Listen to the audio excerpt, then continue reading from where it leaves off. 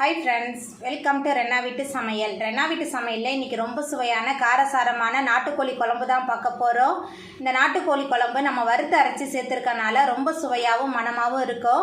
இட்லி, தோசை, சப்பாத்தி, சாதம் எல்லாத்துக்குமே ரொம்ப சூப்பரா இருக்கும். அந்த சுவையான நாட்டுக்கோழி குழம்பு எப்படி செய்யறதுன்னு வாங்க பார்த்துடலாம். வறுத்தரைச்ச நாட்டுக்கோழி குழம்பு பண்ணுறதுக்கு ஒரு மசாலா பேஸ்ட் ரெடி பண்ணணும். அதுக்கு 3 டேபிள் ஸ்பூன் அளவுக்கு முதல்ல தனியா சேர்த்துக்கலாம். கூடவே 10 காய்ந்த மிளகாய் சேர்த்துக்கலாம். தனியா காய்ந்த மிளகாய் ரெண்டுத்தையும் மிதமான தணலில் வச்சு நல்லா வறுத்தரலாம். ஃப்ரெஷ்ஷாக மசாலா அரைச்சி நாட்டுக்கோழி கிரேவி இல்லைன்னா குழம்பு எது பண்ணாலும் ரொம்ப சுவையாகவும் மணமாகவும் இருக்கும். பிராய்லரை விட நாட்டுக்கோழி உடம்புக்கு ரொம்ப நல்லது. காய்ந்த மிளகாய் தனியா ரெண்டுத்தையும் மிதமான தணலில் வச்சு நல்லா வறுத்தாச்சு. அதுக்கப்புறமா இதில் பட்டை, கிராம்பு, ஏலக்காய், கல்பாசி எல்லாத்தையும் சேர்த்துக்கலாம்.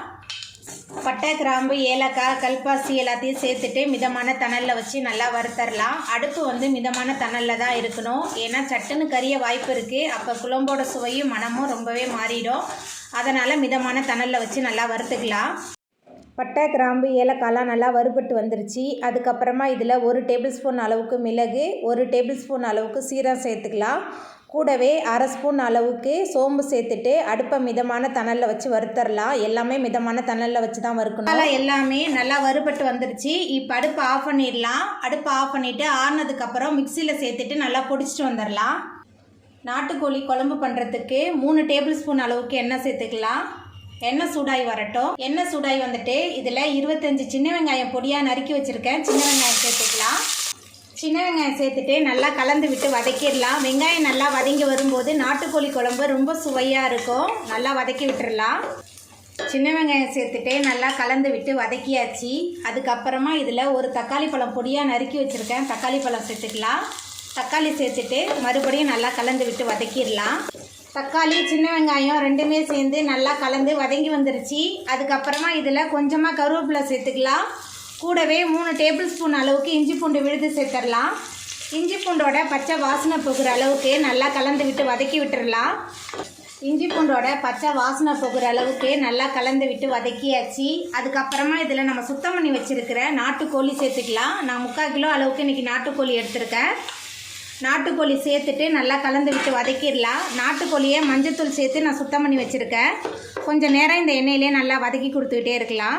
எந்த அளவுக்கு நாட்டுக்கோழி நல்லா வதங்கி வரணும்னா நாட்டுக்கோழியிலேருந்து தண்ணி வெளியாகணும். அந்த அளவுக்கு நம்ம வதக்கி கொடுத்துக்கிட்டே இருந்தோமா நாட்டுக்கோழி குழம்பு ரொம்ப சுவையாக இருக்கும். ரொம்ப சிம்பிளான நாட்டுக்கோழி குழம்பு தான், ஆனால் ரொம்ப ரொம்ப சுவையாக இருக்கும். இட்லி, தோசை, இடியாப்பம், சாதம் எல்லாத்துக்குமே கலந்து சாப்பிட்றதுக்கு ரொம்ப சூப்பராக இருக்கும். நம்ம சேர்த்த நாட்டுக்கோழி நல்லா கலந்து வதங்கி தண்ணிலாம் வெளியே வர ஆரம்பிச்சிருச்சு. அதுக்கப்புறமா இதில் நம்ம மிக்சியில் சேர்த்து அரைச்ச பொடி சேர்த்துக்கலாம். வறுத்து அரைச்சி சேர்க்குறதுனால ரொம்ப சுவையாகவும் மணமாகவும் இருக்கும். அதுக்கப்புறமா இந்த நாட்டுக்கோழிக்கு தேவையான அளவுக்கு கல்லுப்பு சேர்த்துக்கலாம். சேர்த்துட்டு நல்லா கலந்து விட்டு வதக்கிடலாம். மசாலா, நாட்டுக்கோழி ரெண்டுமே சேர்ந்து நல்லா கலந்து வதங்கணும். நல்லா கலந்து விட்டு வதக்கிடலாம். மசாலா, நாட்டுக்கோழி ரெண்டுத்தையும் சேர்த்துட்டு நல்லா கலந்து விட்டாச்சு. அதுக்கப்புறமா இந்த நாட்டுக்கோழி வேகிறதுக்கு தண்ணி சேர்த்துக்கலாம். நான் மிக்ஸி கழுவி அந்த தண்ணி தான் சேர்க்குறேன். தண்ணி சேர்த்துட்டு நல்லா கலந்து விட்டுறலாம். தண்ணி சேர்த்துட்டு நல்லா கலந்து விட்டாச்சு. அதுக்கப்புறமா ஒரு மூடி போட்டு வச்சிடலாம். நாட்டுக்கோழி நல்லா வெந்து வரட்டும். பாருங்கள், நாட்டுக்கோழி குழம்பு நல்லா திறக்கும் போதே கம கமன் வாசனையாக இருக்குது. நாட்டுக்கோழிலாம் நல்லா வெந்து எண்ணெயெல்லாம் பிரிஞ்சு வந்துருச்சு. அதுக்கப்புறமா இதில் 1/2 மூடி தேங்காய், அது கூட 1 டேபிள் ஸ்பூன் அளவுக்கு சோம்பு சேர்த்து விழுத அரைச்சி வச்சுருக்கேன்.